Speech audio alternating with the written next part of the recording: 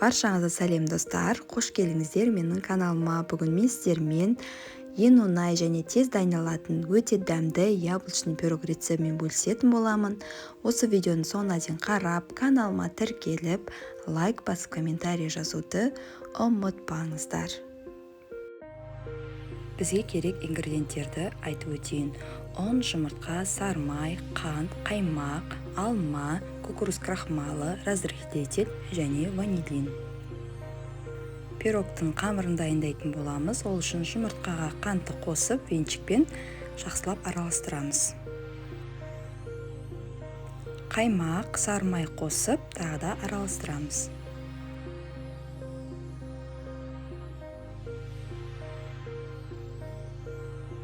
Онға разрыхлительді қосып, еліктен өткізіп алып, қолымызбен қамыр елейтін боламыз.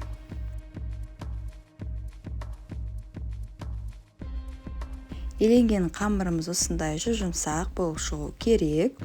Енді осы қамырымыздан бір үлкен, бір кіші бөлікке бөліп аламыз. Кіші бөлігін морозилкаға салып қойып, үлкен бөлігін 20 минуттай холодильникке саламыз. Пирогтың салмасын дайындайтын боламыз. Ол үшін алманы осылай төртпішілеп, уақтап турап шығамыз. Дәл осы видеода көрсетілгендей.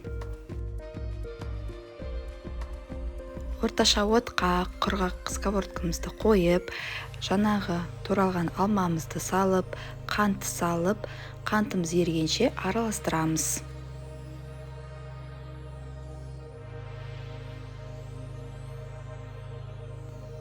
Ванилин салып, тағы да араластырамыз.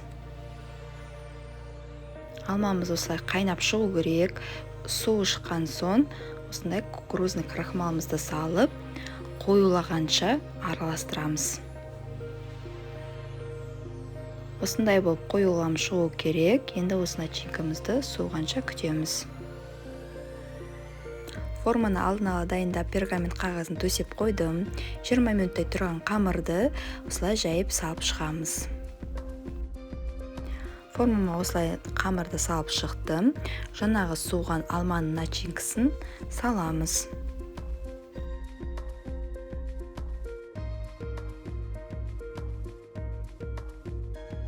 Алманың начинкасына дәміңізге қарай, курага, жаға мен сияқты мейіз қосуға болады. Енді үткіштен осылай жаңағы морозилкаде тұрған қамырымызды пирогтың үстінен өткізіп шығамыз. 180 градуста 35-40 минут пісіріп аламыз. Міне достар, яблочный пирогымыз дайын болды. Осы рецептпен міндетті түрде дайындап көріңіздер. Ең оңай және тез дайындалатын пирогтардың бірі. Қазіргі жазғы мезгілінде өте хит пирог деп те айта аламын. Сіздердің көңіліңізден шығады деп үміттенемін. Осы видеоны соңына дейін қарағаныңыздар үшін көп рахмет. Сіздермен болған Гүл Сезім.